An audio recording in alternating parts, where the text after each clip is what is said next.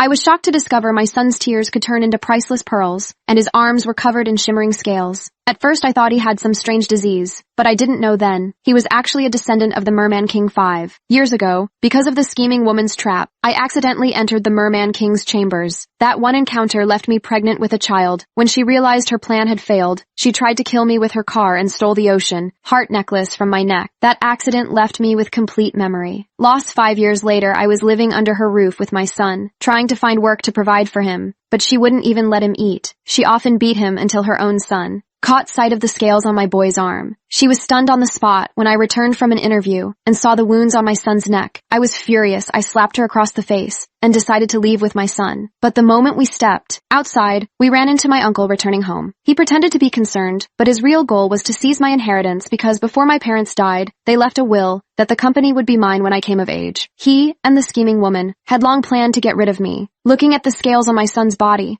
I worried endlessly. Was he sick? And who exactly was his father? My son saw my frown and thought I was upset about work, so he cried and handed me a box of pearls made from his tears, telling me to sell them for money. For our survival, I took them to a jeweler, but the Merman elders instantly sensed the aura of a youngling and pressed me for answers. Terrified, I rushed the sale and fled. They quickly reported to the Merman King that a youngling had appeared. Meanwhile, the king's aide discovered that the ocean heart he once gifted me was now in my uncle's possession. When they went to investigate, it was the scheming woman who answered the door, seeing the necklace around her neck. The aide assumed she was the one they were searching for and brought her and her son straight to the villa. The king asked her directly if she was the woman from 5 years ago. Only then did she realize I had history with him. Jealousy flared, and she even had her son call the king father. The next day, I brought my son to a job interview. I told him to wait outside, but after playing with the fish in the lobby tank, he ran upstairs to find me. When the king returned to the company, he immediately sensed the aura of a youngling and followed it upstairs. At that moment, I had just been accepted on the spot for my design talent, but the scheming woman barged into the office, announced herself as the CEO's wife, and barred me from entering. She tore up my design drafts in front of everyone, then humiliated me, saying my private life was filthy, that my child's father was unknown, and I had no right to join the company. Whispers filled the room. My son rushed in to shield me, but her son mocked him. He couldn't take it anymore and pushed him to the ground. The scheming woman flew into a rage and ordered people to attack. My son burst into tears in fear at that critical moment. The Merman King appeared. Only then did she stop. I grabbed my son and fled, thinking it was over, but one of his pearls fell to the floor. The king saw it and immediately ordered his men to investigate me. The scheming woman grew nervous and quickly called my uncle. When I returned home to pack, he stopped me and smashed an ashtray over my head. I blacked out. He planned to sell my son to a research lab and stuff me in the trunk to cover his crime. Luckily, I woke